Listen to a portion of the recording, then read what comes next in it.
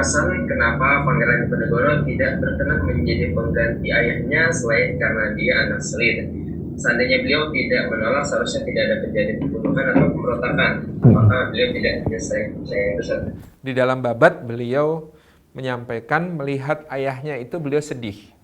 Melihat ayahnya, melihat kakeknya itu sedih. Memimpin Yogyakarta pada saat itu harus sangat cerdik bermain siasat politik di tengah himpitan kekuatan kolonial. Di masa Sri Sultan Hamengkubuwono pertama, Yogyakarta itu negara berdaulat. Yang sultannya Hamengkubuwono pertama sangat cerdik di dalam mengatur hubungannya dengan VOC, sehingga ketika itu kemudian hubungannya dengan VOC itu hubungan setara, tidak satu menguasai yang lain.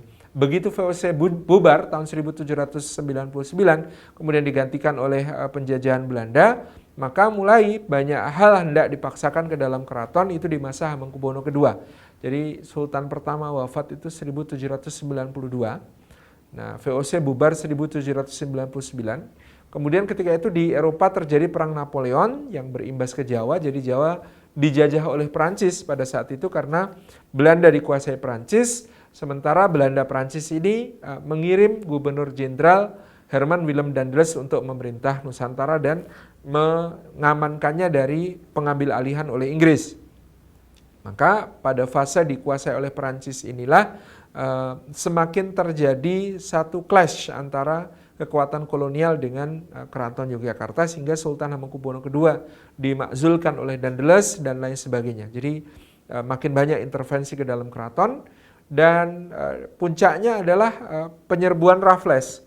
Penyerbuan Raffles ke Keraton Yogyakarta tahun 1812 yang sudah kita bahas pada pertemuan yang lalu, di mana kemudian ini hampir mengakhiri kedaulatan Kesultanan Yogyakarta, sehingga ayahanda Pangeran Diponegoro Hamengkubuwono III ini memimpin dengan sumber daya yang sangat terbatas dan sangat rumit dengan menata hubungannya dengan pihak kolonial. Lebih-lebih kemudian nanti di Hamengkubuwono keempat, Hamengkubuwono kelima nyaris hampir tidak lagi kedaulatan keraton kecuali tinggal simbol-simbol. Inilah yang kemudian menggerakkan Pangeran Diponegoro untuk berjihad fisabilillah. Jadi ketika akan dinominasikan untuk menjadi sultan itu, beliau melihat bukan begini cara ngatur negara sesuai Islam, itu nggak begini gitu ya.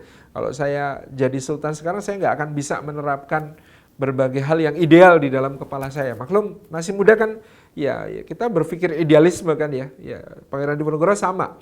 Di idealisme beliau, meskipun saya jadi raja, saya nggak bisa ini untuk kemudian melakukan banyak perubahan. Makanya kemudian akhirnya beliau mempersiapkan diri lebih matang untuk mengobarkan jihad fisabilillah.